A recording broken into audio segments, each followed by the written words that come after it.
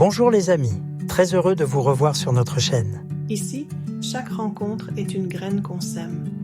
Chaque image, une feuille qui pousse vers la lumière. On explore ensemble les secrets du sol, les murmures du vivant et les trésors cachés de la nature qui soigne le corps et notre vie. Si ce voyage vous touche, si vous ressentez ce lien, offrez un petit clic sur le pouce. C'est simple, mais c'est grâce à vous que cette forêt de savoir continue de grandir.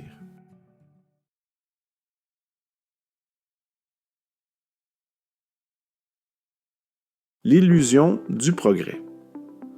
Depuis 150 ans, on nous répète que nous avons progressé. Mais qu'est-ce que le progrès si nous ne savons plus vivre sans dépendre d'un réseau, d'un moteur, d'une machine? Nous avons appris à obéir aux algorithmes, mais oublié comment écouter la Terre. Citation. Les hommes ont inventé la machine, puis sont devenus les rouages. Simone Weil. L'oubli des anciens, ceux qui savaient, on les a fait taire. Pas violemment, non, mais doucement, en les enfermant graduellement dans des lieux où plus personne ne vient écouter, et avec eux s'efface la mémoire du monde. Le basculement moderne, mis à l'écart d'une sagesse lente, à partir des années 1950 à 1960, la production alimentaire devient industrielle. Grâce à la révolution verte, les savoirs du jardin et de la terre sont vus comme obsolètes graduellement. Les familles s'urbanisent. On vit dans des appartements sans jardin, loin des grands-parents. Le savoir devient technocratique. Ce n'est plus celui qui sait cultiver, soigner ou bâtir qui est écouté, mais celui qui a un diplôme abstrait. Et aujourd'hui, l'intelligence semble mesurable en clic ou en vitesse, alors que les anciens incarnent une lenteur féconde. Résultat, une inversion des valeurs. La sagesse accumulée devient un fardeau dans un monde qui valorise uniquement la nouveauté. Étude de l'OMS 2022.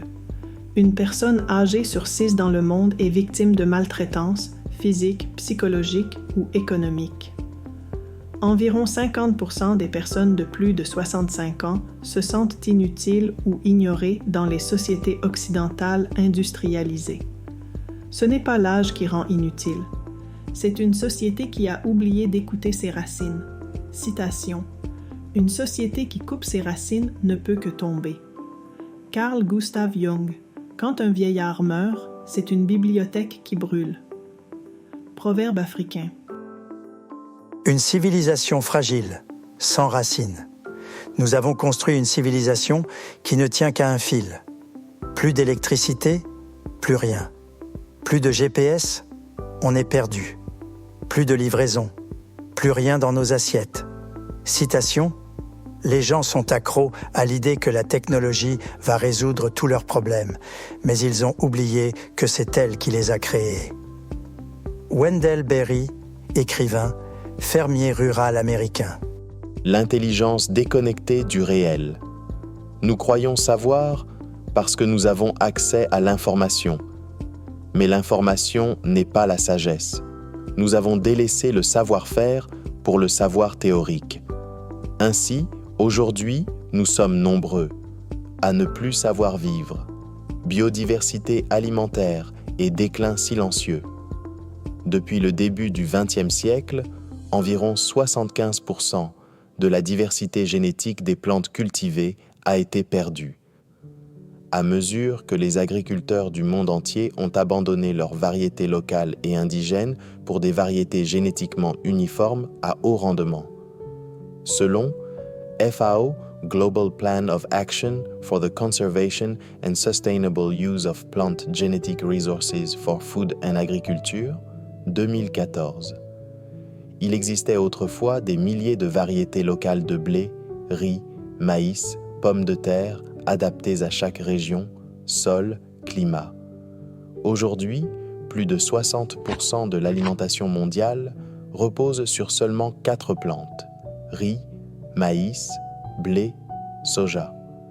En moyenne, l'agriculture industrielle moderne a remplacé la diversité génétique par une homogénéité génétique, ce qui accroît la vulnérabilité aux maladies, aux changements climatiques et aux effondrements alimentaires. Sur les 6000 espèces végétales cultivées à travers l'histoire de l'humanité, moins de 200 jouent aujourd'hui un rôle significatif dans la production alimentaire, et à peine 9 représentent 66% de la totalité de la production mondiale. Selon FAO, The State of the World's Biodiversity for Food and Agriculture 2019, citation, « L'humanité devient technicienne mais non pas sage. Elle se fabrique des outils qui lui échappent. » Jacques Ellul. Le jardin école de la mémoire. Dans un monde qui oublie, le jardin est un acte de mémoire. Planter une semence, c'est honorer ceux qui nous l'ont transmise. C'est dire « Je me souviens ». Je choisis la lenteur, la vérité du vivant, la transmission. Citation. Un peuple sans mémoire est un peuple sans avenir. Aimé Césaire. Ce n'est pas en tournant le dos au passé qu'on prépare l'avenir, mais en l'honorant. Hannah Arendt. Une dépendance organisée. On ne nous empêche pas d'apprendre. On nous distrait. On nous déconnecte. On nous gave de confort pour qu'on oublie notre force. Mais celui qui sait se nourrir, se soigner, bâtir, devient invincible. Citation. La liberté commence là où finit la dépendance. Jean-Jacques Rousseau. Revenir à la terre pour redevenir humain. Revenir à la terre, ce n'est pas fuir le monde, c'est y revenir pleinement, car dans chaque semence, il y a une histoire, dans chaque jardin, une bibliothèque vivante, et dans chaque geste simple, une reconquête de notre humanité. Citation. Il faut cultiver notre jardin. Voltaire. Ce qu'on appelle aujourd'hui revenir en arrière est peut-être le seul vrai chemin vers l'avant. Le progrès ne se mesure pas à la vitesse ni à l'intelligence des machines. Il se mesure à notre capacité à rester humain dans un monde qui oublie. Chaque potager, chaque semence reproduite, chaque enfant qui apprend à faire pousser un légume, c'est une victoire. Une victoire contre l'amnésie, une victoire contre la dépendance, une victoire pour l'avenir. Quand nous apprendrons à écouter ceux qui ont vécu avant nous, nous cesserons peut-être enfin de répéter les mêmes erreurs. Du consommateur à l'artisan du vivant, 7 étapes pour réapprendre à vivre. Premièrement, reprendre le fil de la mémoire. Nous sommes les héritiers d'une chaîne ininterrompue de gestes, semer, greffer, soigner, bâtir, partager. Quand ce fil se rompt, la société devient amnésique. Elle court plus vite, mais ne sait plus où elle va. Planter une semence paysanne, transmettre une recette de tisane, écouter un aîné raconter les vieux cycles lunaires, ce sont des actes de guérison collective. Deuxièmement, réconcilier les 3 S. Santé physique, santé mentale, santé économique. Santé physique.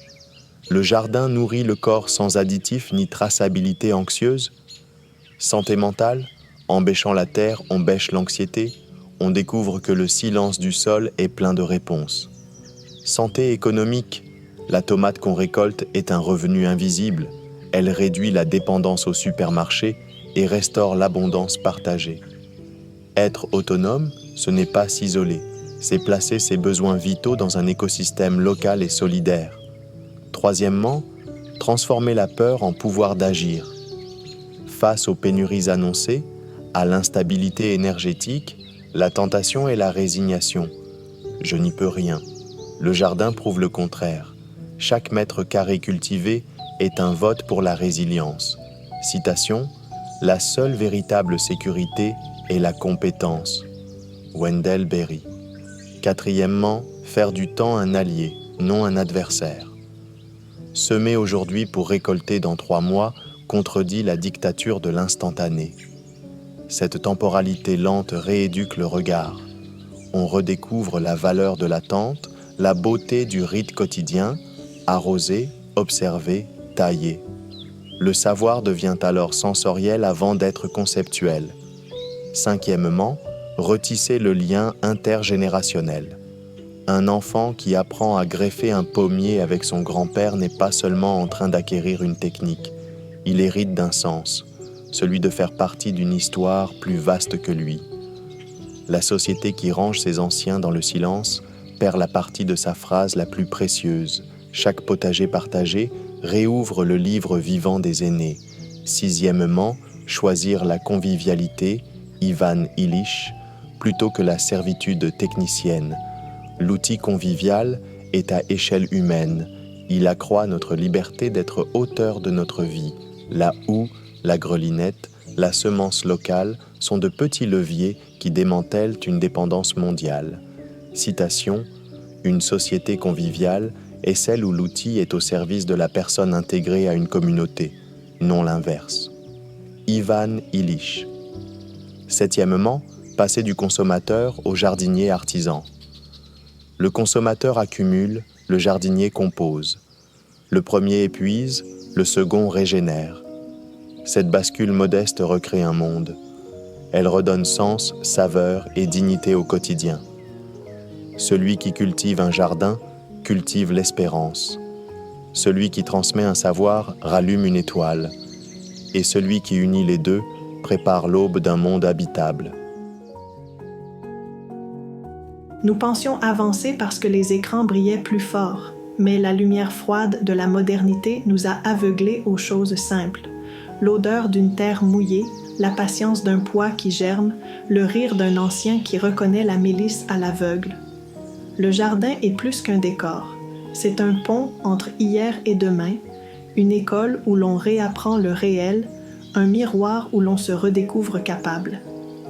Choisir la graine plutôt que l'application, le geste plutôt que l'achat, la transmission plutôt que l'obsolescence programmée, c'est transformer la nostalgie en puissance d'action. Ainsi, à chaque rang semé, nous recousons le tissu déchiré de notre civilisation. Nous prouvons que le véritable progrès est un retour, retour à la terre, retour à la main, retour au lien. Celui qui cultive un jardin cultive l'espérance. Celui qui transmet un savoir rallume une étoile, et celui qui unit les deux prépare l'aube d'un monde habitable. Merci d'avoir été avec nous jusqu'au bout de ce chemin. Que chaque mot planté aujourd'hui germe doucement dans votre esprit, comme une graine de changement, une pousse d'espérance. Si cette vidéo vous a parlé, offrez-lui un petit pouce. C'est notre soleil, notre eau, pour continuer à faire pousser des idées vivantes. Et si le cœur vous en dit, abonnez-vous pour marcher avec nous, vidéo après vidéo, vers un monde plus enraciné, plus joyeux, plus humain. À très bientôt les amis.